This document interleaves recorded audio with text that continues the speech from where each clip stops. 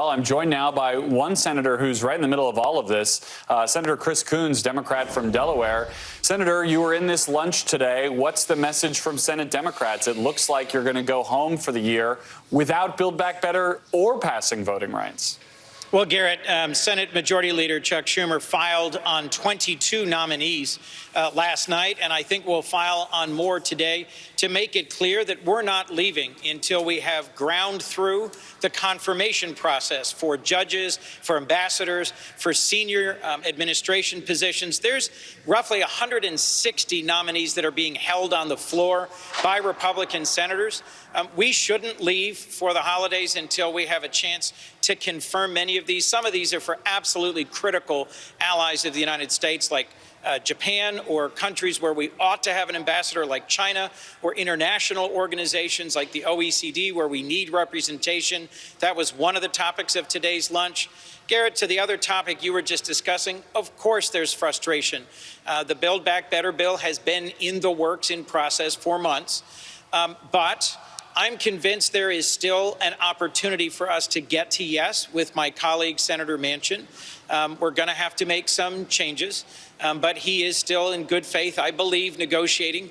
Although this has been very frustrating, I am hopeful we can still get to yes within the next few weeks. I hear you on the nominees, and I didn't think I was going to use my Christmas puns until next week. But I mean, confirming ambassadors is coal in stockings for people who thought you might have these big legislative victories before the end of this year.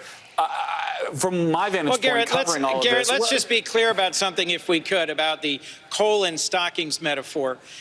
This is the first year of the Biden administration, and we have passed huge pieces of their legislative agenda.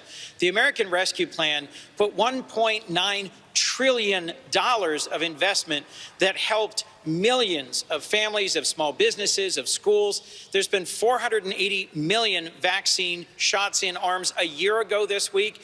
The very first vaccines were being delivered. We're in a very different place from a public health and public safety perspective. Second, the bipartisan infrastructure bill, $1.2 trillion invested over the next decade in rebuilding our roads and bridges, investing in the infrastructure of the 21st century. These are both big legislative accomplishments. Frankly, they dwarf the first-year accomplishments of many other administrations. We've got more than 6 million new jobs created by the private sector, unemployment back to close to pre-pandemic levels at 4.2. It's been a year of real substantive progress. I don't disagree with frustration and share it about Build Back Better, but let's just not overlook the fact that it's been a year of real substantive accomplishment by the Democratic majority and the Biden administration.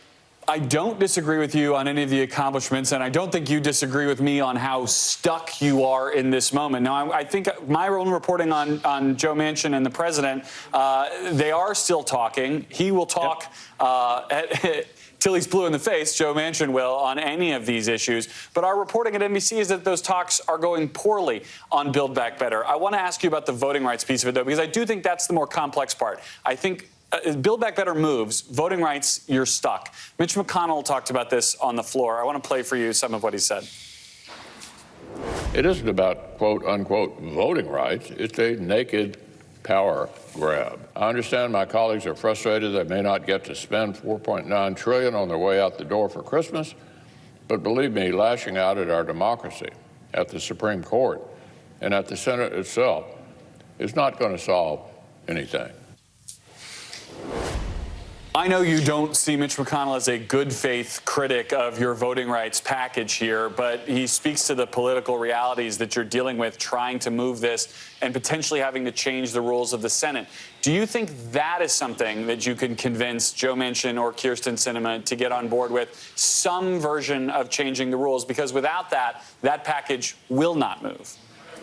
So, Garrett, two things. The naked power grab that I hope your viewers are paying attention to is the ways in which state legislatures all over this country, but in a few critical states in particular, like Georgia and Texas, are changing the rules of the road for voting for the upcoming elections in 2022 in ways that would have changed the outcome if they were in place in 2020. This is dangerous. This is destabilizing. And this is undermining the very core elements of our democracy. The progress that has been made and has come to a head in recent weeks is we now have a voting rights restoration bill that all 50 Democrats co-sponsored and support. Senator Manchin's asked for time to see if he could get Republicans here in the Senate to join in this modified and updated piece of legislation. Senator Klobuchar, Senator Schumer did terrific work in working with Senator Manchin to get us to this point. I now think, and we had robust conversations about this week, I now think over the next few weeks, we've got to find a path forward towards getting that bill on the floor and finding a pathway towards getting it enacted so that the 2022 elections can indeed be free and fair, and we can protect the right of access to the ballot box in America. All right, Chris Coons, the senator from Delaware, I appreciate your time and your willingness to dig into all of this with us today. Thank you very much. Garrett.